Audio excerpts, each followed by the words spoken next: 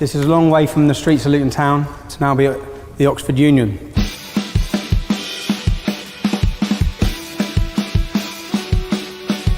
I generally now sit in a different place than what I sat 10 years ago.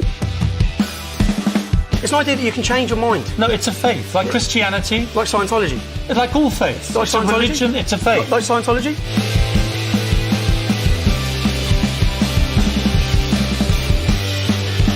I realise that the full weight of the establishment is coming down on my shoulders.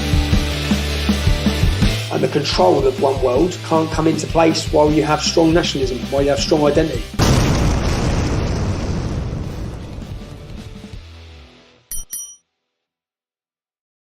Tommy, how are you, mate? I'm all right, mate. I'm all right. I'm good. Yes. It's funny when I have someone on the podcast that you see so much in the media, it's like I feel like I already know you, but you're probably thinking, who the hell's Chris Thrall? I get a lot of people say that. I feel like I know you. I feel like I know you because I've followed it all. Yeah. Yeah. Do you get stopped a lot in public?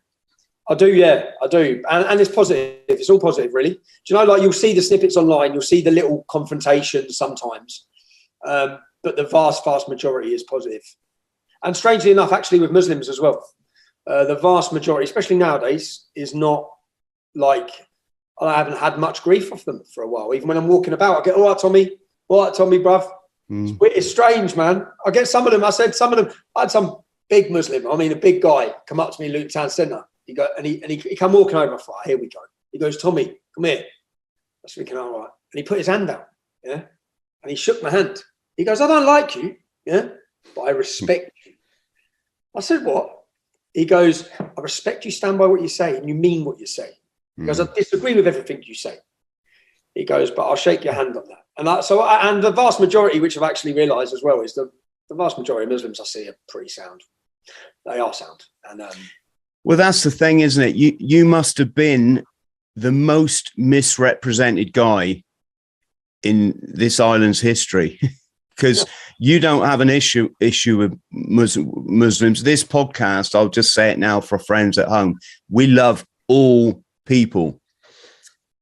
But loving all people and recognizing that there's an agenda going on, not just this country, on this planet, if we think what's gone on this last 24 months,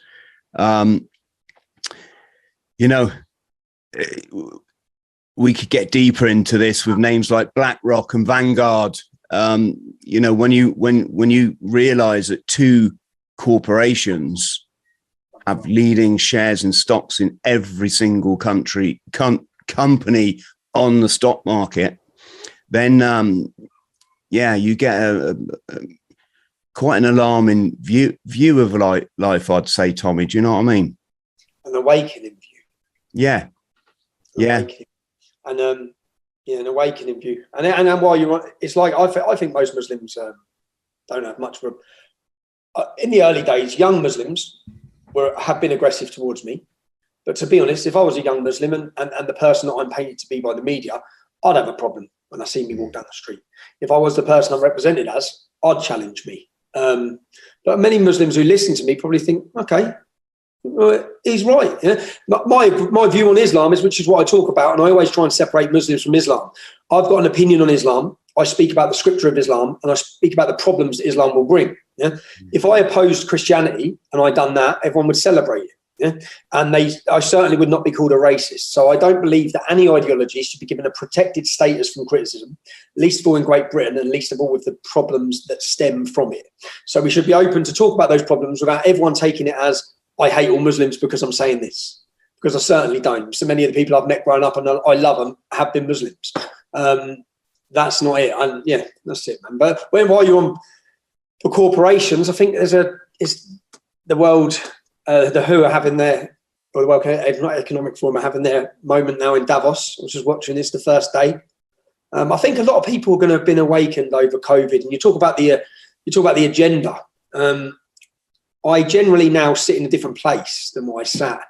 My problem is with the politicians who are allowing and facilitating it. And what we're currently seeing now is I generally view now that this has been done on purpose to cause mass division, to make sure that we're fragmented into different groups. Because if they take our freedoms, they take the Muslims' freedoms in the UK. If they take the black people's freedoms, they take the white people's freedoms. But the way they've divided it all, and all of these organisations that promote the division, such as Black Lives Matter, they've all come in, and everyone's in, you're either gay, you're straight, you're all these different groups, and you're all fragmenting and arguing with each other, whilst these corporations are planning the next 30 years ahead of how they can enslave every one of us. So yeah, I've shifted my way of thinking a lot into the threat of communism, Marxism, sort of accelerated far in front, because if we don't have freedom of speech, which they're taking, if we don't have these freedoms, then we're in no position to tackle anything. So yeah, I was chatting to some Muslims the other day, and I said I actually see Muslims will end up being probably our ally in our battle now against the LGBTQ plus agenda of sexualization of children and many of these issues. And when I say that, I'm not against LGBT rights. I'm actually pro-gay rights. I stand with the gay community against any oppression. All of these things are happening within the education system. I believe that is the agenda. Yeah, there's a worldwide agenda, but this is the agenda to sexualize children, the agenda to feminize men, the agenda to weaken the family, the agenda to break the family. They want the state to control and bring up the children, not my children, you're not. And that's what they want. And that is a mass organized effort and planned. And that's what I think this whole refugee crisis and all of the migrants come, it's planned. It's all planned as I sit and watch it and think, this isn't a mistake. You took out Gaddafi knowing you'd open the gates of Europe. You had to take out Gaddafi to open the gates of Europe because he was preventing the mass flood into Europe. Everything they'd done, they knew what would happen. And whether it be the Clintons or the Obamas or all of this global cabal, it is terrifying. And when you wake up to that, I hope many people are waking up to it and seeing that the people now who are called conspiracy theorists, yeah, they're thinking, I'm not a conspiracy theorist. People who are now called far right, or they're called extremists, yeah? That's what we've been putting up with for 15 years, okay? We're not far right. We're not extremists. We're just ordinary people seeing wrongs, talking about them, and then facing the backlash of the global corporate media who are working for the interests of the mass corporations. The mass corporations and these organisations want open borders, and they will attack anyone who goes against it, because the purpose of the one world government and the control of one world can't come into place while you have strong nationalism, while you have strong identity. So they're planned on breaking it. Mate, you just, you nailed it in a one-er. Yes. They plan on breaking it, and there's little fuckers like us who are sitting there going, no, you're not. We're not allowing this. Excuse my language there. No, it's fine. It's fine. But it's incredible because, like, some of us have been on this, let's just say, since certain events that may or may not taken place in America 20 years ago, cough, cough. It was a lonely place to be back then, because you couldn't, lean over your garden fence and say, "Oi, you realize that they're saying this, but there's like another story going on here." Now it's like you're almost the odd one out if you don't know all this. If you're not up they still want to convince you you're mad. So the people who are talking sane, the people who are talking sensible, are the ones who are massively attacked as these conspiracy nut jobs and lunatics, and then all the people attacking you. So if I have people who talk to me, I'll say, what's in the vaccine? What is the vaccine?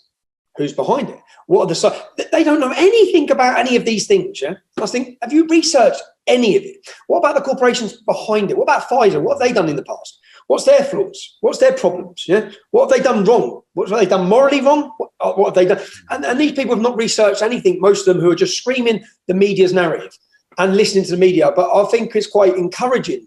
It's a bad state of affairs we're in, but it's encouraging how many people have been awakened. Because as you say now, most people say they want you to believe it's a minority, but I think a lot of people are awake to what's currently happening. And they're digging and they're learning, they're listening, which is why the likes of myself have been totally deleted from society. And not just myself. When you say it was a lonely place, even when I started talking about Islam, it was a lonely place because it was literally no one else was there. No one else was warning about these issues. But there's lots now. But one by one, They've been deleted, and all the people now who are speaking out against Big Pharma, you'll all be gone next 24 months. You'll be gone from the major social companies, from Big Tech, because Big Tech are part of the mass organised effort. And that's why it's so important for groups like this. I'm wearing a T-shirt for Getter. This isn't the delivery of groceries. I think that's called Get Here, isn't it? Someone say, you're working for that grocery company. I said, no. This is now where people can find me. It's on a new social media free speech app called Getter, where I can have a voice. And I think we've managed to get up to 200,000 followers. And that will simply, the future will be these platforms. If you want to have a free and open dialogue about current circumstances across the globe. Yeah, as far as the podcast has gone, we're like one of the only truth channels still left, and it's because I've literally learned to talk about things without actually talking about them. It's mad, isn't it? Don't mention that. Don't mention that. Yeah. Don't say words. I say, this thing this nonsense that's going on. Everyone knows what you mean immediately. You don't have to say any of the keywords and all this sort of stuff. But Tommy, our friends at home probably don't realise that. I mean, I use search engines every day, not back when I was a writer. You're doing a lot of research, but obviously in recent times, there's always a lot of stuff. People probably don't realize that these big tech companies physically write into their software to block areas of information. So you could probably type into, say, Google, Tommy, you get a few suggestions come up. Tommy R. There's less. You'll only get. I've tried it myself, and it was terrifying for me when I realised this, because I thought the next generation, that part of the national curriculum now is they get that in every school across the country. They talk about me, because I've had my friends' kids has had issues. Pictures of me appeared at my children's school where they're talking about far right extremists, and they're telling the children, the next generation of children, I'm the bad guy. Yeah. And then you used to be able to go on YouTube, or when I had social media, I could counteract those stories with the truth. Now you can't even find me. So if you type in on YouTube, Tommy Robinson, the first full page of the front will be negative appraisals of me done by corporate media or people attacking me. And for me, that's worrying, because most people who remember my videos when I was going viral every week or every month, going viral with mass millions and millions of views, they know what I'm about. They've listened to what I'm about. But as we go through the generations, they'll be getting told what to think, which they are. They're being told what to think. I'm glad, hopefully, a resistance to that usually comes from the youth in questioning things. And I hope that continues. But it was worrying for me when I realised, Jesus, people are just being told now. They're being told who I am without me even having an opportunity to counter that. Yeah, it's powerful. It's powerful. I've come to the realization at the grand old age of 52 that we're all part of the universe, right? We are the universe experiencing itself in these separate bodies, Tommy and Chris. But you think about it, we are exactly the same matter. Your matter, our matter. We're held together at a certain vibrating frequency. And so if you're universe, Tommy, and I'm universe, it's in our best interest to get on. It's in my best interest when Tommy does well, I'm like, good effort, mate, because actually you're like another version of me. And I'd hope you'd think the same for me. But what these clowns have done is, because they control the education system, because they control the media, because they control Hollywood, because they control the music industry, they've got everybody on this like lifelong downer, thinking that rather than we're this beautiful universe, we've always been here, we'll always be here, in albeit in different form, that no, we're this, right, I'm a left-wing gay Rastafarian lesbian pot smoker, or I'm a this or I'm a that, and what it's done is, instead of creating equality, it's just creating division, because now you wear your difference like on your arm, I'm this, and this. They don't want you to get on, which is the purpose of it. They don't want you to get on, and they don't want a united front. I'd say it's the purpose of the breakdown in community. If we take Black Lives Matter again, and I'll go to Black Lives Matter to look at this, yeah. I believe in the 1960s, 80% of black children in the United States had a mother and a father in the household. 80%. Now it's 20%. Yeah. We keep hearing a lot about racism. This is the true racism. Yeah. This is organized. Planned Parenthood, the breakdown of the family, the encouragement to live separately to your husband. Yeah. All of these, rather than encouraging a family unit, a strong family unit, because they know it's hard to destroy a strong family. Yeah, it's hard to get in the mind of the children of a strong family. Take the father away. Yeah, and I had this, for example. When I come out and I went on a bit of an angry rant, probably played my part in Division. Yeah, about Black Lives Matter, because I was very angry about what I saw when the War Memorial was attacked in the UK, in London.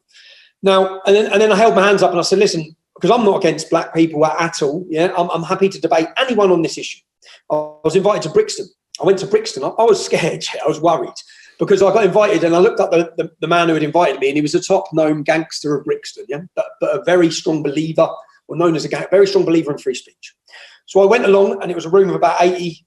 Pretty much everyone was black, and I sat there to argue my point on Black Lives Matter. And I explained and I asked, I said, like, an organisation called OFB, they're a rap gang in London, have put a hit out against me to be killed. Yeah. So I'd never heard of OFB. I'd never heard of them. So I looked up who they are. They're a gang from Tottenham. Yeah? And then I looked up and started researching. I've seen that they've murdered 5 black men.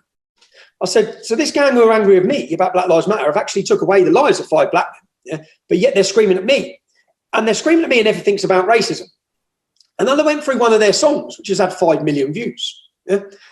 And it's about stabbing, shooting, selling crack and heroin and killing. Yeah? And I said, everyone here wants to fight against racism. Yeah? Do you want to know the problem why there's so much black on black violence? Do you want to know why the problem that 10% of London, which is black, are responsible for 70% of the robberies? Yeah? And I went through the statistics and the facts about whether it be robbery, sexual assault. I said, you could blame poverty because that is partly responsible. But why is there poverty? Yeah? And it's purposely done to the black community in the United States and to the black community because they broke your family. Yeah? The Black Lives Matter organisation that you're supporting, that all of you say you feel part of, on their website, their goal is to break the nuclear of the family. That's their website. It's set up by 2 black lesbians, yeah? And they're Marxists. And they're planning to destroy your families. Because when they take your father away, which they're doing, yeah, you then have a single parent brought up with kids. So who do these kids grow up looking up to and respecting? OFB, the rap gangs talking about shooting and maiming and blood and all these gang violence, yeah? So the kids aspire to that rather than aspire to a fatherly figure who's showing them the right path of life. And that benefits because you've got a guaranteed prison system, and the corporations who control all of that as well are guaranteed to make their money off of these young kids who have no future. And all of it, I said, well, so I will sit here and listen to you argue about racism, but if you don't want to talk about the music culture, which is destroying the generation of your children, yeah, then I'm sorry, I find it so hypocritical. You want to talk about race, but you don't want to tell dads they need to be good parents.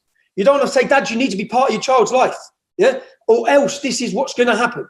So whilst I hear, and I believe, so when I say the Democrat Party in the United States, you talk about slavery, you're still on plantation so long as you're supporting that group, and that group still have you reliant on the state. They don't want you to believe you can be successful. They don't want you to aspire, okay? Under Donald Trump, people are realising that the black community can aspire. They don't want that for you. They don't want it. And I said, you labeling me as racist, I'd fight with you to protect and to stop this system doing this. But the system that's doing it, the organisation Black Lives Matter, is part of that system. It's had you go out and riot and burn, and 30 more people have been killed in riots across the United States under false pretense, under lies. It's not to say you haven't got a totally justified grievance to historical problems that have happened, but to reignite these now and to divide you into this and this and to introduce the political mindset into our football stadiums to make sure that people are divided. Do you support Black Lives Matter? Don't you? Is it right? You've just caused anarchy. And it's got nothing to do about bringing us together. It's purposely organised to separate us. And that's why I've been so frustrated with that, because you try and talk about it, boom, I face a massive backlash for it, massive. And it's just like, look, just research. George Soros is the man behind it. Just research who these people are and research what their goals are. And they want you to be radicalised. They want you to be angry. And they want you to, which is now a mass attack and a radicalisation and attack against white straight men. which is you're a mess. I went through, again, and I'm going off on one now. I went through the statistics and the figures and said, like, do any of you actually realise we're told that Britain is institutionally racist, the British public? Black people get found not guilty by a jury at a higher percentage than white people do in our country. Okay, children who are on free school meals, the lowest, I think, is 8% of white children on free school meals do not go to university. It's upwards of 30 or 40% in the minority sections. Yeah. If you want to talk about institutional racism that's currently going out, it's directed at white working class children. That's not to deny that there are problems of racism, etc. Yeah, but to simply just attack. And many of the reasons, I think, even when I'm looking through the McPherson report in London's policing and the accusations of institutional racism within the police, is what's resulted in the police having their hands tied behind their back. And it's what's resulted in many police officers standing by and watching young girls raped, for example, because of the fear of being branded racist. It's gone full 360. So the problems that needed addressing within policing, within communities, have gone so far the other way now that it's actually an attack. That's how I see it anyway. So, yeah, folks have been indoctrinated into thinking if you take a stance on this, then you're racist, aren't you? And it's so oversimplified. I'd help all of them. I'd help all of them. Yeah, Britain can help all of them. Creating when it was going on in Syria, But again, that was our government causing the problem in Syria. It was actually our funding and the American government who were supporting ISIS and funding ISIS. It was them who were trying to overthrow Assad, like you're trying to overthrow Putin now. It's our foreign policy and our purpose foreign policy, which is done to destroy other nations. And that's what I've seen happening, and I'm sickened by our government's policies. I'm sickened by the use of our military and putting them in these places. And I think many people are. But those that are against war, Donald Trump, are then lambasted and attacked. And then you have all these corporations who want war. They're happy with what's going on in Ukraine. In fact, they instigated it since 2014. Okay, so and now they create this big thing where everyone has to be pro-Ukraine. Everyone has to be pro-Ukraine. So when your taxes go up, when you can't eat, when everything is rising, you can't actually speak out because you've already been put in this bubble of being pro-Ukraine. Whereas really we should be saying stop the war. Stop sending weapons. Stop supporting the war. Yeah, which is what you're doing. You instigated it since 2014. When I say you, I believe it's to do with the European Union's expansionist ideas and their attacks. And they done that against any previous agreements because they want Ukraine as part of European Union, and they want Ukraine to join NATO, and they want all of them. So yeah. Yes. Do you know these liberals? I think most of them say their motive is because they're good people at heart, and they really just want to help. And I had a discussion with someone. I was out in Spain, and they were total liberal. I said, "You just don't. You're so naive. You're so naive to what you're importing. You have no idea the dangers you're bringing in." And I get it. You want to help. That's what it's about. You are a lovely, kind, nice, natured, wonderful person, but you're a naive idiot. Okay, and that's where we're at. People, like you say, people are generally kind-hearted, but if you've been through the university system, it's so heavily slanted to liberalism that you don't realise when you're in it. And I spent, I did a degree, and at the end, I got that inquiring mind. I was just like, this isn't. Many of them aren't. Many of the people planning it or pushing it for their Marxism. To bring in Marxism, they need to destroy the system, defund the police. Why do you think they want to defund the police? They want total anarchy. So when they replace capitalism, as again, Black Lives Matter, they want to bring down capitalism. What's that got to do with Black Lives? They want to bring down capitalism. How do they bring it down? How are you going to break it? Anarchy. How are you going to create anarchy? Riots. How are you going to do that? Defund the police.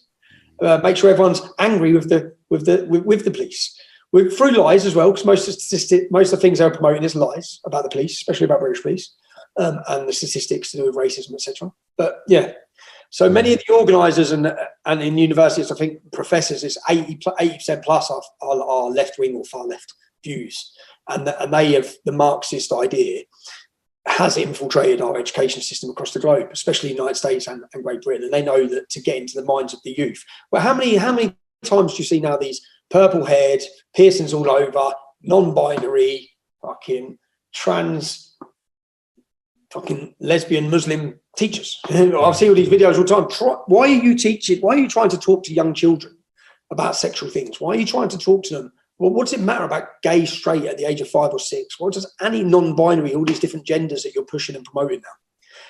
They're getting into the children, and they use the education system. And many people go to university. I said we had a the Stockholm bomber. I don't know if you remember the man who blew himself up in Stockholm. He was an Iraqi, come from Sweden, left Sweden, an innocent, peaceful Muslim, come to Luton, study at the university, and he went back a suicide bomber. They're everywhere. The mindsets, where if it's not Islam radicalising your children in university, they're coming out as staunch Marxist. People used to worry about their children getting hooked on drinking drugs at university. Now you need to be more concerned they're going to come out a revolutionist for communism, or they're going to come out a terrorist. Crazy times. Yeah, Tommy, if I may, I'm just going to say this again for the sake of the podcast. It's like this. I don't have an issue with anyone anywhere. I've lived, worked and travelled in 85 countries on all 7 continents. I've met loads of beautiful people all over the planet. Cultures are different, yet that's just the way thing is. My issue is that I recognise this is an agenda to destroy the cradle of Europe, and it. Sorry, folks, it fucking is. And if you haven't recognised it, it's because you haven't done the research. This whole thing to destroy people, now you don't lean across the garden fence to have a chat with your neighbour. You peer over the garden fence to see if you can grasp the fucker up for having a barbecue with more than 3 people. You know, Even the football stadiums are promoting grassing at Liverpool. When maybe it was Liverpool, said all they're talking about is selling and grass on fellow supporters. Yeah. It's all agenda, and that, like you say, they bomb the hell out of North Africa, they bomb the hell out of the Middle East. Where are those people going to go? All head to Europe. We should be asking a question: why is this mess purposely been created? Why has this been orchestrated? And that's my thing. I'm a father. And I see an enemy out there for my boy, right? I see it clear as day. And one of their MOs is division. It's division, and it's to stop us realizing our, I don't know what you call it, Tommy, sovereign being under the universe, that we're all born perfect. We're all born beautiful. You don't have to label yourself. People should be encouraged to accept themselves as they are, how they feel, not being pushed to take freaking hormone tablets at 10 years old, or chop bits off their body when they're at, It's just to break down the family and break down the marriage. Yeah. Tommy, let's talk about something a bit bloody, this is, I'm so honored you've come on the podcast, mate, and there's a lot I'd like to ask you. First off, how do you deal with the stress? Because that must be insane for I mean, before we go into the stress, because there'll be a lot of it. Roman Abramovich sanctioned, because a company that he owned sold steel for some weapons in Russia. Yeah? Yemen, Saudi Arabia has been bombing Yemen for years. Schools every day, killing kids every day. Saudi Arabia. Our government send all of the weapons to Saudi Arabia to do it. Yeah? The hypocrisy in what we're witnessing. Saudi Arabia, a regime that has no freedom for women. No freedom, kills you if you're gay. Yeah? If you leave Islam, you're murdered. Yeah? But we're all talking about Putin as this mad, bad guy. What about these guys you're in bed with? Yeah? The hypocrisy for all of it. I just look and think, leave me alone. The footballers, we get on that. You're going to Qatar. Now, you take our national football team to Qatar. You want to get on your knees at Wembley Stadium and talk about oppression. 6,500 migrants have died building those stadiums in Qatar.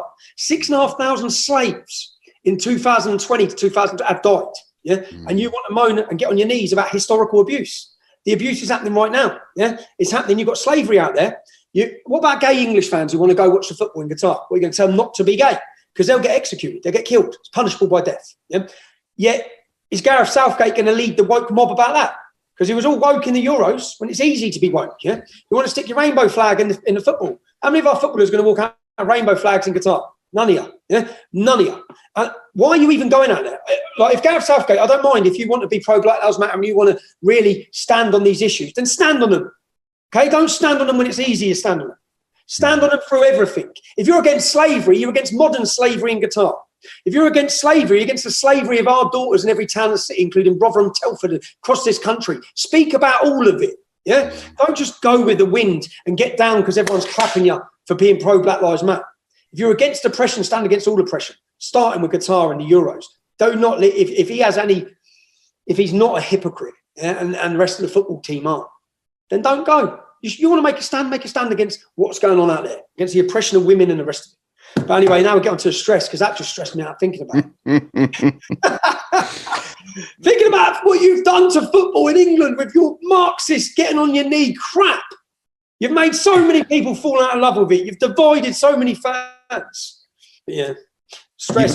You've only got to see someone on their knee wearing a certain accoutrement on their, and you just think, where the fuck did the proud English male go? You know, where over there in the corner getting called a racist and a bigot for not agreeing with it. He's having his life destroyed, or he's losing his job for saying something. But how do I deal with stress, mate? That's a I don't know, man. I think I've dealt with it all right, considering the amount I've had. But at times I've been lower than low. I've been in dark places, man. And I've been on total. I think I've probably gone through a mental breakdown that lasted years with everything I faced. But I still, the only thing I know is to hit back. And I just think if I stopped, then they've won. If I allow it to, and I talk about when I went into jail. I've been in 10 prisons in the UK, yeah, and I like to think I'm up for it. If someone wants to have a pop with me, and all men would like to say they don't get scared, mate, I was shitting myself. Yeah, but walking into a jail, yeah. I'm Tommy Robinson. Prisons are controlled. I went into jail on a misdemeanor, a financial irregularity, for example. My brother-in-law said he had more on a self-certification mortgage form, and he worked for he was doing an apprenticeship for my company at the time. So they managed to lock me up on that for 18 months. The mortgage company, so he bought a house, he sold a house a year later. Mortgage company were paid back. 5 years later, they come and nick us all because he lied about how much he earned. And what they then say is because he lied about how much he earned, the money he made from selling the house, because it went up in value when he done it up, is then the proceeds of crime. And then they come after me for 125 grand for me. They just decided to hit me for that. Not him, not me. My ex-wife had 7 properties at the time, yeah, when we were 25. All had straight mortgages. She didn't have nothing against me, but they done family members and tax and all this crap, yeah. So I end up in, for this misdemeanor, which is a non-violent crime of a piece of paper, I end up doing 18 months and get transferred to maximum security Wood Hill prison and 6 months before this, I was in the Old Bailey and there was a court case and 6 Muslims got sentenced to 25 to 30 years. They got caught with guns, IEDs and suicide notes on the way to kill us. Yeah. So I'm in the Old Bailey and they were talking about killing the Queen as well. In their suicide notes, they wrote a message to the Queen. And as this happened, when they got sentenced, I was like, God save the Queen. Yeah. But in front of us was about 20 big beardies. Like, they only let me and my cousin in. So I said, we had our backs to the wall. And I said, when they get sentenced, what can I do that's not going to be contempt of court? Well, we're in the Queen's court and they're threatening to kill her. So God save the Queen. Yeah. Mate, the place erupted. We all turned around. We had our feet up against the wall. There's like 20 jihadis all coming at us. All the police have rushed into the court. And I remember reading a journalist's report on that day. And he said, listen, he basically said he doesn't like me. He doesn't agree with what I stand for. He goes, but he's just watched a court case of men be sentenced to 25 to 30 years in jail who were intent on murdering him. And he stood up and screamed, God save the Queen at the end. And I was thinking, yes, that's what I wanted in the paper. Yeah. But that's all gone off. So I then get they get sent to jail. I get sent to prison. I then get sent to prison and I get taken to my legal meeting with my solicitor. And I look across, boom, boom, boom. It's all like clear windows. They look like they've seen a ghost. Yeah? It's them. It's all the ones who were sentenced. I'm sitting there 6 months later thinking, geez, I was laughing at you all 6 months ago. Then I just went, oh, God, I'm in jail. And these lot are in here. And I'm looking across thinking, oh, no. And when I get to each prison, what they say is, you need protection. Yeah? If you ask for protection, I'll never ask for protection. I'd rather die than ask for protection. If you ask for protection, you get put with paedophiles. Yeah? So I said, I don't need protection. I'm up for what I stand for. Yeah. But you as a prison should have a duty to keep me safe as well. Okay. They put me in Woodhill prison. I walk in, I'm on the first night centre. So you spend about 3-4 days there. They call it first night centre. And there's a Muslim lad there, a couple of them. And I walk in and I say, right, bruv, you know who I am? He's like, yeah. I said, are we going to have a problem? Because if you want to have a problem, then we can have a problem. I've got no problem with you. Yeah. I don't want a problem, but I don't want no sneaky little bastards trying to drag me in and get me in numbers either. Yeah? So let's just talk face to face. I've done it on the first day. I said, if you've got a problem and you want to have a problem. And he was like, no, I've got no problem, bruv. I said, all right, I'm cool. So I carried on my day, carried on my time. Thought I'd just go with it here. And then next thing, a prison officer comes to my door and he's ex-Royal Marine. And he says, when they come to get you, do not leave your cell. I said, what? Because I'm telling you now, your life depends on it. Do not leave your cell when they come to get you. And then he shut the door. So then about 2 hours later, the door opens. It's him and 2 other prison officers. He said, you're going to B-Wing, son. I said, I ain't going nowhere, mate. And he said, and he stepped forward. He said, if you don't go, I'm going to arrest you. You'll then face punishment. You'll be locked in your cell. And I said, all right, you do that. So he took my TV, he punished me. He said, you'll have to go see the governor tomorrow. But he saved my life. Yeah? And then he comes to see me later. He said, you know where they're putting you? I said, what? He said, on B-Wing. And the wing they're putting me is where the Muslims are doing 25 to 30 years in jail. He goes, someone would have been done for corporate manslaughter. Yeah. The woman, I wrote about her in my book because I said, whose decision is this that they're putting me there? And he gave me her name. So I said, whose decision is it that they're allowing me to go there? And there's no cameras on there. Yeah. So no cameras on the wing. So they do, and I've done this and I've had to do this in each jail. So this has happened. I've then gone to a legal meeting with my solicitor the next day again. I've come back from the legal meeting and there's a waiting room for visitors. And they opened the door. As soon as the prison officer opened the door, I knew I'd see the beards. So I didn't even sit down. The door was opened. I just walked in. I just stood there ready. And then boom, as soon as the door was shut, whack, they all rushed on me. And I'm fighting. The three of them battering me. I lost all my teeth in there. There's three of them battering me. As I'm getting battered, at the end, all the screws then come in. But what probably was 60 seconds felt like 60 minutes, yeah? And at the end, I'm hanging on to one of them. And then I've seen at the end, as the screws will break it up. Who's one of them rushing me? The little clown I went up to on the first day said, if you've got a problem, have a problem, yeah? He's then rushing me when there's three of them. And then I'm then black and blue battered, yeah? And then the newspapers celebrated it. The headline was, Tommy gets done in the Sun. And they're all laughing about me getting done in jail. And when I say I was scared, I was scared every prison I went to. But I had to go through this in Peterborough. I had a court case for a racially aggravated attack that they put me on for defending myself against someone who was going to do me boiling hot water. So the knock-on effect, and do you know what? So I went through those sort of circumstances in Bedford prison. I had a riot in Peterborough prison. It was on a documentary on 24 hours in police custody. And when I go in there, I'm on my own. I'm on my own, man, because they are that influential and they run the prison that much, the Islamic gangs. I spoke when I come out of Woodhill. I spoke about, there's just been a report come out about Woodhill and about all these different prisons where government ministers now are saying everything I said when I come out. I said, it's an ISIS training camp. It's controlled by them. They're radicalising vulnerable, weak people to Islam and they're bullying. Yeah? And you're doing nothing to stop it. And only now, they're still not addressing it, but they're talking about it. Yeah? So I had that in each jail. But the worst, people would think that was bad. I come out of those prison sentences okay here. Yeah, I come out okay. When I've done the last few, I've done 22 weeks of solitary confinement. I've done 18 weeks or 16 weeks of solitary confinement. I've done another 14 weeks of solitary confinement. And when I say, like, I think I'm good company, yeah, put me in a cell on my own, Jesus Christ, man, when I'm in there for 23 and a half hours a day, 7 days a week, every week for months, like, I thought I was all right. And I honestly thought I was all right. And I come out of Onley, and you see the picture of me before I go in and the picture of me when I come out. And only now, I watched back recently a video of me where I was on the plane the next day because I was away with my kids the next day, and I watched a video of me doing an interview with Tucker Carlson. I'm like, Jesus, I weren't well, man. I really weren't well. And I come out thinking I looked well in it, and then I come home and my family are like, whoa, what the? But I'd been, I guess, the pressure, that's the pressure. And they know you're only allowed to spend 28 days in solitary confinement in the UK. Do you know how they got around that? The legalities of it.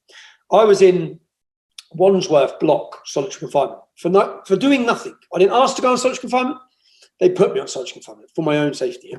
So then after 28 days in Wandsworth block, they moved me to Bedford block. Then Bedford block moved me to Woodhill block. Woodhill block moved me to Wandsworth block. Wandsworth block moved me to Wayland block. So I spent months of not seeing anyone. And then I got released, and it hit me like a brick. I was like, boom. And that effect, which is sort of like, I felt weak at the time to say it. It just made me a mess, a total mess. So, and that is, and I remember when I was in Onley, and they opened my cell door, and I think it's all done, yeah, like this. I know I'm a conspiracy. People say, "Oh, conspiracy." I'm in the cell, and they open the door. Where's your wife? I said, "Where's my wife? I'm sat in this cell 23 hours a day. How am I meant to know where my wife is?" What do you mean, where's? And then you know what they've done, even to get me out of my cell when I was in Onley. The only time they'd get me out, my wife worked in the school. The only time they would get me out to make a phone call was between to have a shower and make a phone call was between 1 and 2. My kids are at school and my wife's at school. Right? So now I can't speak to my kids. Okay. But part of the importance of being in prison, the importance of rehabilitation, is to keep a connection with your family. Yeah? I couldn't even ring them. I couldn't even speak to them. Then they come in and say, "Where's your wife?" I know where my wife is. Why? "Oh, we're looking for her. The police are looking for her. There's intelligence she's going to be attacked with acid." I'm like, okay, shut the door. Boom. I'm sitting there panicking, worrying, everything. And then they knocked on her door. They knocked on her door and my mum's door and said, "We have intel you're going to get done with acid." And they give them a little bit of paper of what to do if you get hit with acid. Yeah? And but in the bit of paper, it says that you cannot take law into your own hands. You cannot get a weapon. You can't, all these things you can't do. Yeah. You just have to basically wait for it to happen. Basically, that's what they were saying. But then the sad thing is, I think, because then when I do get the phone call the weekend to speak to the family, there's a fucking meltdown from everyone, right? So even the hour you then get to use the phone is destroyed. And it's worry, it's panic, and then you're back in your cell. And I generally think, was there a threat to throw acid in her face? Or are you playing mind games with me and you're breaking my head? Because everything I believe was done to break my head. Like I was in HMP Hull on a hospital wing that they put me on. I was fine. I was allowed out of the cell for 2 hours a day. I wouldn't be allowed with other prisoners, but they let me out with the prison officers, who were all lovely men, ex-forces, many of them. And I'd get 2 hours out to walk around and talk and have a bit of interaction with people. HMP Hull has a 5% Muslim population. They then transferred me from HMP Hull to HMP Onley, that has a 33%. Biggest Muslim population of any CCAT prison in the country, and they moved me there. And then when I get in there, they put me on solitary confinement on the wing. So all day I got them at my door. All day I got them. I can't open the window during the boiling. I know it's a hot summer, but when you're sat in a cell for 12 hours, it was hot. So I think that the stress, the pressure of that, it had an effect, and it still probably has an effect now. And I tried to deal with that. It caused a breakup at home. I've had so many issues of it. But the only thing I know is to just continue what I'm doing, which is what I'm doing now. Even now is a struggle telling these films I'm making. I'm making films called The Rape of Britain. Geez, like the knock-on effects of just all of it, and the negativity in your life, because it's all negative, man. It's all negative. It's all negative for the family. My children have gone through and seen things that they should never have to see. They've been ostracised like they should never have to have been. They're beautiful children. They're lovely, kind, warm-hearted kids. And my son, when he started his school, there'd be 30 kids in the class. There'd be 29 invited to a party. At that time, he didn't know what was going on because of his age. But other parents, when I pulled them on it, they're scared. They were scared. They know there's threats to me. They know there's threats to my family. So I don't black. But then all of these things have caused. For a few years, I turned to the drink, and at times, and I would just got on benders. We're missing for days on benders at the time. But then as I went on, I realised that I always go by the motto, I would not surrender. I thought every time I do that, I'm surrendering every time. And then whether that's been a battle, that's a struggle. But I'm still here and I'm still talking about it. So somewhere, these government ministers are sitting in their head. I keep saying it, sitting going, the bastard's still here. We've cancelled him. We've deleted him off everything.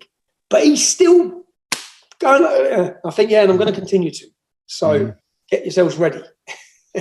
What was it like when you spoke to the Oxford Uni, and what's all that about? So I went in there. When I worked in, do you know, Oxford University was the first opportunity I had to tell my side of the story. I'd led the English Defence League for 5 years. Every time I got on an interview, they'd penalise me or slander me with something an English Defence League supporter had done. Yeah, attacked a police officer, been racist, said something online. They'd bash me with that. I never got a chance to give, actually, this is who I am, and this is what I'm about, and this is where I've come from. So I go into the Oxford University, usually because it's such a prestigious place, it's a historical place to go talk. Everyone who gets spoken there, you get a 3-course meal and you have dinner with the people who have invited you to go. Of course I did. Probably the first person who hasn't. Yeah? And when I went in there, they hated me. I sensed it straight away. No one was nice to me. I walked in and, shall I say I thrive on that? Do I thrive on that? I thrive on changing people's views. So if you watch me as I walked in, I'm getting screamed at from the outside. I'm getting called a fascist. And it was a Pakistani girl from Pakistan, from obviously a very wealthy family, who was the host sitting on stage with me. And they told me I had 40 minutes and that's all I could have. And I prepared my speech, and my speech was 1 hour 20. And I knew I only had 40 minutes, but I thought, I'm just going to go for it. And you're going to have to drag me down. Yeah, because this is my chance to give my side of the view. And it's important. And as I was talking, I saw their faces. And once they didn't stop me, because they sat back and they were engaged. The whole room was engaged. And at the end of it, I went from dirty looks and filthy looks to a standing ovation. Yeah. And I had all of them. The Pakistani girl said, Tommy, I never knew any of these things. I never knew this. I said, no, because you've just been told I'm some horrible bastard. I hate you. I said, and you haven't. So what was an opportunity for me to do was show people. It's the only video of me that's still on YouTube, because they're probably too embarrassed to delete the prestigious Oxford University Debate Society's talk. And it's had 3 million views. And if I'll ask you now, anyone can go on there, Google Tommy Roberts Oxford Union, read the comments. For me, this is my buzz. This is my, when I read that, that's my, it's the moment that makes it worth the stress, worth the pressure, because I read how many people were awakened to what's happening in towns like Luton. And I kept saying to people, listen, I'm not talking about where you live. I want you to take yourself into where I live so you can understand who I am. So when you understand the issues I'm talking about, it's not just random. Yeah, I want you to see what I've seen. And I showed them with evidence of videos and articles and proof of what I've seen. So then they understood who I was. And once I understood who I was, even all the comments say, I never knew this, man. This bloke ain't some Nazi. This bloke ain't that football thug. Well, I was a football thug, but he ain't the brain dead football thug that I was told he was. All these things. And I always say I take the good with the bad. Yeah?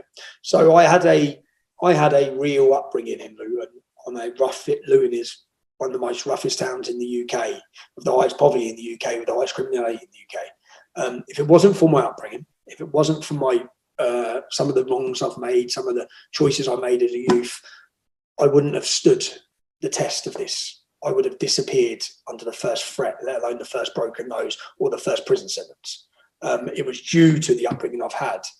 And people will pull faults in that, or you're from a poor background, you don't talk, or you think someone who is Oxford educated is going to stand through this mess or be willing to stand against it.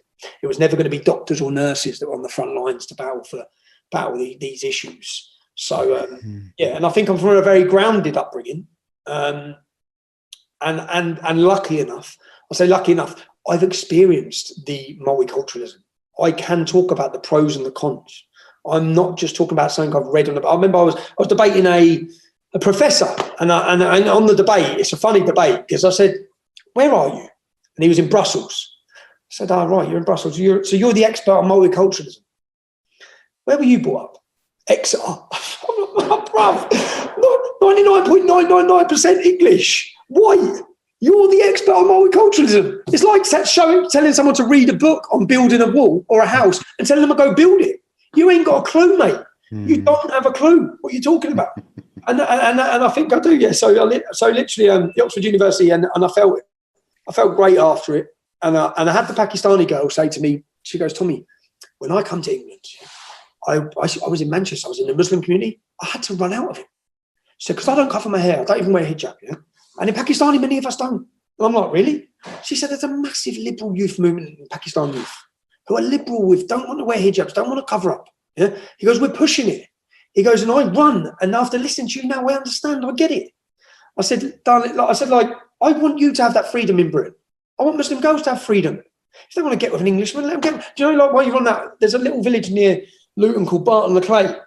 And when you was on about honour killings, I was in the village and I come out of the co-op and this woman come up to me, she said, Tommy, oh my God, I can't believe I've seen you. She said, please come back to my house. Yeah, it's an Asian girl. I was thinking, what?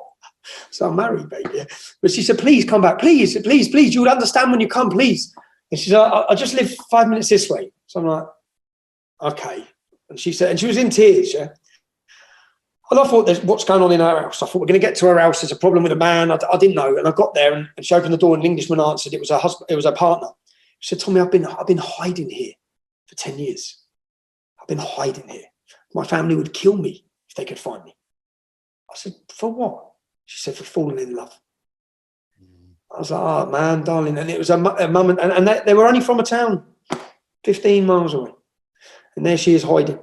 How many other girls are there like that? This is a British woman who should be enjoying British freedoms, who should not be scared. How many charities and organisations are there to support people who want to leave Islam, who want to experience freedom? If it wasn't for the apostasy law of punishable by death or your whole family ostracising you, I don't think they'd be in Islam. I think many would have found freedom by now. But yeah, we went from stress and pressure, for me going off on tangents, which I always do. But, oh, mate, it's great. It's great.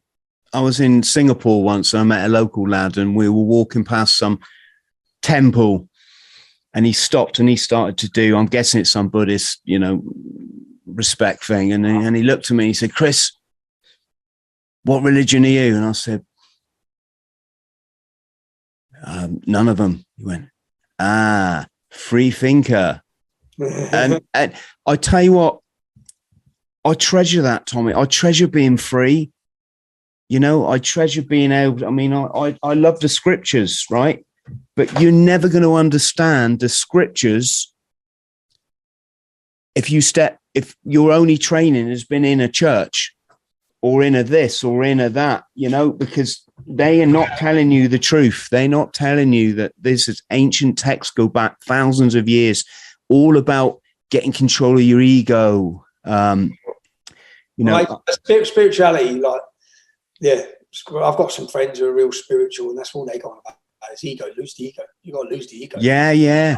My mum's very religious, for example. My mum's very religious, and I meet so many great people who are Sikhs. For example, I've spent a lot of time with members of the Sikh community in the UK.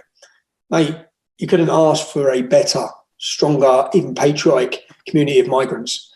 I question everything, especially in today's society. Question everything. Question everything I say. Don't listen to me. Don't take what I say as gospel. Question it. Research it. Research things yourself so you know. And one thing they always throw at me, they act like I'm ignorant. I research everything. I read everything. I haven't stopped from the first moment my eyes were opened. I haven't stopped researching, and that doesn't mean I'm writing everything I say, but it does mean I usually come from an informed decision, an informed point of it. I've studied it. I've looked at it. I'm not just spouting stuff. So, yes. Well, we couldn't be having the conversation that we've had if we all get there in the end, don't we? So if you've got an inkling for freedom and that's what your number one driver is, and not being a slave, you've got to do the research, because otherwise you are a slave. I think many people are aware of what's going on, but they don't want to accept what's going on. If you accept what's going on, what are you going to do about it? So rather than get to that position with yourself as a man or as a woman, you just sit and think, I'm all right, which is what most people are thinking. I've got an all right house here. I've got a mortgage, I've got bills I need to pay. I can't really step out of line. And I don't mock those people, because I was one of them. When I started the English Defence League, I used a fake name. I wore a mask. Why did I wear a mask and use a fake name? Because I had a good business and I had a good life, and I was in an all right position. I was going forward in my life. And I didn't want to be that person speaking about it, because I was aware of the consequences to it, which is why I think so many people have rallied behind me or felt part of my story or what's gone on when they've watched what's gone on, because when they're silencing me, they know they're silencing them. And I said I wasn't brave or fearless or any of those things. I was a coward when it started, okay, because I didn't show my face, and I wasn't up for the battle. And when I was unmasked, it sort of like threw me into it. And then I was lucky enough at the time. If I hadn't had my cousin by my side, I'd never have done any of this. If the police hadn't frozen my assets for 4 years, I would never have become the Tommy Robinson like figure that I've become. I was pushed into there. I was fearful. And people talk about courage. Courage comes from fear. You have to be scared to be courageous. And that's what gives it to you. And it's just what decision you make. You either run or you stand. And I never would have stood if it wasn't for I remember my cousin Kev when we shook on hands on it. And we said, if we're in it, we're in it. Can't be one foot in it, because you can't, because you'll never bring about change. And I said, when it's about bringing about change, I think we've thought about change. I think that the English Defence League. I think all the brave people that joined that movement who were slandered, attacked and demonised as racist and bigots and fascists and extremists, they weren't. The vast majority were decent British people. They brought about change. They pushed and forced the discussion on gangs of men who rape kids. They forced it. It still may be not heard of now if it wasn't for those brave people who took to the streets, many of whom were in prison, many of whom were attacked, many of whom lost their jobs. They really did play a part. And it got to the point, they played a part, and everyone's played a part, and everyone can play a part, even just having a discussion with your neighbour, even just talking to your friends, even just posting something on Facebook. It's like a war of information. That's what we're in, a war of information, about information. If you can share the information, if you can share these podcasts, anyone who's given a platform for truth and freedom and an alternative view are important. It's important that the public watch them and support them. Cancel your TV license, give it to other people who are actually trying to bring about change and are struggling to do it. So, I value any opportunity like this. And I actually would prefer, when I have people contact me, will you come on the podcast? I look who it is, I look where they're at. I'd prefer that than the BBC. I feel like telling them, you can look and jog on, because the only reason why it's good to use them is to reach people. Yeah? But they only have you on when they've got your stitch up on you. They're not there for a true, meaningful discussion. They don't want a discussion. I've done it, mate. I've done the 3-hour interview with the BBC, and then they use 20 seconds of what you said, and it's the complete opposite of all what you were saying in the 3 hours. Narrative driven. Tommy, who's been your best wingman through all of this? Have you got someone you can give a shout out to, or do you tend to find people are not as committed as you? No, there's many who are committed, many. And at different times, it's not often they last. But throughout the time in the English Defence League, it was most certainly my cousin, Kevin, who was, in fact, he was the first one. When I was scared, I remember not turning up. There was a court case in Luton, and it was over the Soldiers' Homecoming Parade, and it was Kev's court case. And I remember making an excuse. I made an excuse not to be there because I knew all the Pakistanis in Luton.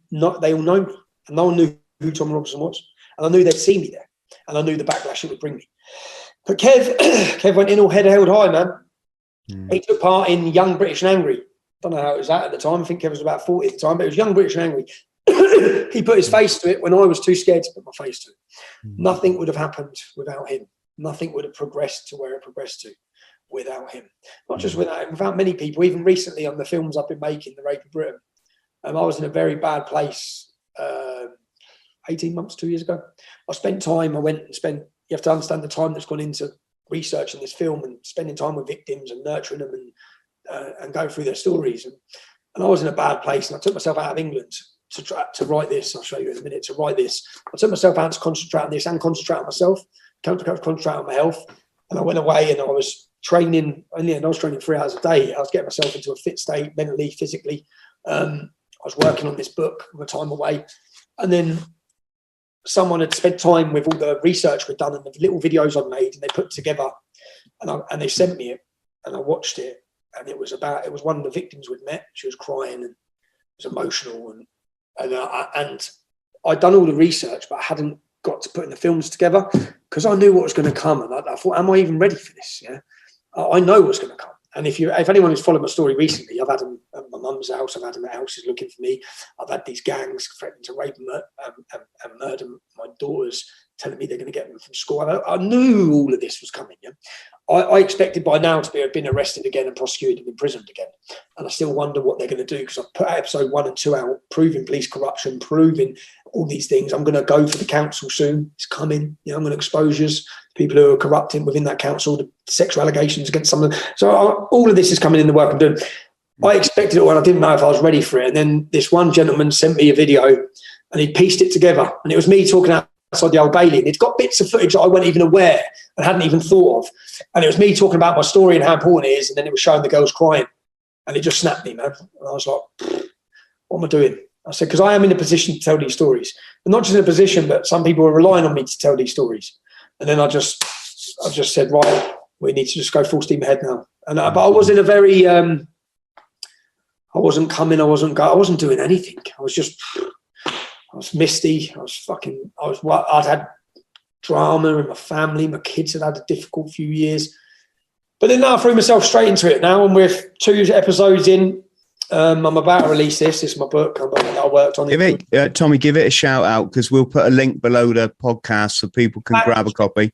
And when your podcasts come out, you can fact check me in this, which I will take massive satisfaction from this. This is my third book. Okay, it's called Silence. It's bringing my first book, which is Enemy of the State. It's bringing my life story up to date from 2015 up to today with a backdrop, and it's the sort of the issues behind the scenes. I was going to talk in this about some of the problems I've had physically, mentally, all these things, but I thought, you know what, I don't think it would do it justice to step in here, so I'm probably going to detail a real story about everything. But in this, I wanted to talk about, this is mainly the topic of being silenced and the weapon what they've gone to silence me, and I hope, I'm confident that when this is released, even though like my first one went to #1 3 times with no advertisement, with no campaign, with no bookshops, nothing, they've silenced me and deleted me off all of social media since then. I just hope this goes straight to #1. And if it does, it will be such a thank you to big tech, to all of those who want to silence you, because it shows there's still a massive movement of people who are still digging. They're getting past Facebook and social media. They're finding getters. They're finding all the alternatives. They're on Telegram. They're listening. They're learning. They're still intrigued in these stories. And and it'll help me. So I'm hoping that you can fact check it. Hopefully by then it's gone to #1. Your first book was really well written. It's a really engaging read. Reading's great anyway, but I'd suggest to anyone grab a copy of both Tommy's books. But I hope you get a good result in the name of free speech. Tommy, just a few questions, maybe on a lighter note. I don't know, but who you get to meet a lot of people. Have you had many celebrities that have supported you over the years? They tend to, as we've seen the last 24 months, they tend to not only bury their head in the sand, but then they come out with all these cringy, bloody adverts telling you should do certain things to your children and all that, and all those people you're supposed to idolize. You just see them for what they are. No, I've had a lot, actually. I've had some great interactions with some very famous stars. Any you can name? I don't want to name them because I don't want to ruin them. Okay. No, that's cool. That's cool. The day I went to Belmarsh, a very famous man sent a video to my son telling him he can call him if he needs him, if he wants to speak to anyone, because he knew that my son looked up to this man.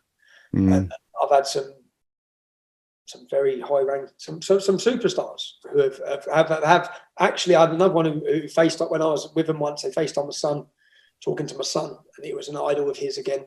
I've had lots of people, man, and lots of people that I understand. Again, are they cowards? No, like I get where they're at with all these people. Even if you're a person sitting in your job and you're too scared to speak, and I have so many people say that. I'm so angry with myself. I want to be able to say, I fully get why they're not, man. Because they have got the whole of society financed up. They've got you reliant. They've got you needing your paycheck, and you will lose your job. And unfortunately, that's the state of affairs we're in. But when things swing, I still believe that there will be an almighty swing. And when they swing, it will swing so far, so quick. And all the people, because there are masses out there that have felt like they've been silenced, will be screaming. And that happened in Austria. If you look what happened in Austria after the elections, the celebrities started talking out. Once it was okay to do so, once the Freedom Party had gained mass seats, but they then managed to get rid. They then managed to get rid of Schwarz, the main politician. They done a hit job on him. But at that time, I watched them, and the singers and the soap stars, they started talking. And there's so many, and I know there's some high-ranking ones that sit on these big discussions, and I know certainly, and they know I know of their views, and that they'd love to talk out, but they're not free to. So I don't blame them, man. I think when it swings, it'll swing. I think that we all have an important job and we need to make it. We have shifted the Overton window. The Overton window is what is politically acceptable to discuss. We will get there. Yeah? It's our job and it's your job and it's every person's job to shift the Overton window, make it acceptable to discuss these things instead of being silenced by the total tarnishing of racism. Just the more people that stand up and speak, the more of us there are, the harder it is for them to silence. And Tommy, what are you doing when you're not out there on the front line? What do you do to relax? I'm a family man, and so I go. I'm Tommy, and then I'm Stephen, and I switch off like that. So I know it's half term this week. That will go off for a week, and it has to go off for a week because if you know what it's like, it has to go off for a week. And I know there's a song that kept playing. It's called Mark Willis. It's called Back on Earth, and I listen to the lyrics, and it's my life because I feel like I'm not on Earth. I feel like I'm on Earth when I'm with my kids and my family, but then I go away, and I have to go away. And I have took myself away quite a lot to give them a breast from the chaos. But and people judge you or they look at you strange. But I separate from the two lives, man. And I'm happiest when I'm just with my family. Do you hit the gym every day? I do now, yeah. So I go on and off. I'm all or nothing on everything. And if I hit the gym, I'm in a good frame of mind, and it's good for you, good for everything. So at the minute, yeah, I'm smashing the gym. And in fact, this morning at 6 o'clock, and I'll be going again in about an hour. So and then I've got from tomorrow, I am on episode 3 and 4, which are very close to being finished, as well as I've been working on something. There's a lot of trolls out there, yeah, who sit behind hidden identities and hidden platforms, and people who have trolled me, yeah, I don't really care. I don't care what you say about me, but then they have shifted a bit towards my family members, and that's upset me. But I haven't still come after you. When you have shifted your attention to victims of rape and children who were terrorised for decades, that has overstepped the line. So your comfort of no one knowing who you are is coming to an end pretty shortly. So that's another project I've been working on. I've got you all nailed. I know where you are. I know everything about you. Yeah? Your hidden profiles and your unmasking is going to be fun. And everyone's going to see who you are. So that's another project. I've got lots of projects. You know, our biggest problem is managing to fulfill it, because there's been this campaign to tell everyone Tommy Robinson's a multi-millionaire, yeah, and that has affected the ability for us to work. Because I work for a company now called Urban Scoop, and I do my journalism, my documentaries. We simply have that much information coming at us. We have that many stories to tell. We have that many victims coming at us. We don't have the resources. And trying to put it together and hire professional editors and get them to do the work when we don't have the facilities or the means to pay them. And so we're delaying things. That's been our biggest problem. This is such a mass problem to report on. And I want to make the documentaries. I know by the end of the summer, I'll have a box set called The Rape of Britain. And then, because they managed to silence us, so The View, some people say, how many people are viewing it? Is it millions? It will be millions. Because once we've got our box set, we will then hit this country in major cities and towns. We'll go to Leeds, we'll go to Manchester, we'll go to Birmingham, we'll go all over. We'll bring the box set, the movie screen to the city centre, and we'll travel the city with a tour. That's the plan, to make sure that the films and the girls' stories get the views they deserve, because these girls should be heard by the entire country. There's been a conservative effort by governments, by police, by all of them, by media, to stifle this and to silence it. Yeah, it gets deep as well. I mean, all the way to the top. Yes. You think that these vulnerable kids with learning disabilities that don't, Can't speak. They're not all there, and they're getting victimized by these gangs, and they know it's just. Do you know their level? So what they've done recently is I had an editor and a cameraman leave, and another high-profile friend left. And people, when they target me, you've all seen what they've done with me. Yeah, they've come to houses, they've come looking for me. In fact, I'm going to release a video this week where I go looking for them, and I knocked on their door. Yeah, and the cowards come to my mum's house, but they're not so brave when someone's knocking at their door. Yeah. They're not so, and I've been forced to do that because the police aren't actually making arrests. So if they're going to come to my mother's house, or they're going to come looking for me, you don't need to come looking for me. Yeah, because I'll come and meet you. You don't need to look for me, because I'm not a 12-year-old girl. We're not 12-year-old girls that you're dealing with here. But when I spoke to my cameramen and my team, who have all left working with me because they target their families, they went to their houses. Tommy, on that note, brother, you've been really kind to give us so much of your time. Massive thank you on behalf of myself, the podcast, all our friends out there for what you're doing. A lot of people can't consider the stress that this man is under. That when you do this kind of work, tell truth, you have to be prepared to lose everything, and I mean everything. And that's not something that many people have ever had to decide upon. You know, it's easy to criticize from the comfort of your freaking keyboard when you're absolutely doing nothing towards the, you know, the rescue of these children, or the rescue of our children in general from this hideous agenda that's you know, doesn't have any of our best interests at heart. So, yeah, Tommy, once again, mate, massive thank you. I'll ask anyone who's watching you or listening, download Getter. Yeah. You follow our every move. You can keep up to date with the real news. Tommy Robinson 1, that's what I'm on there under. So. Yeah. Tommy, just stay on the line so I can thank you properly. But to everyone at home, we'll put Tommy's links below so you can grab a copy of his book, etc. Much love to you all. Please look after yourselves. Please turn off the mainstream media, and let's create a better future for the next generation. Thank you.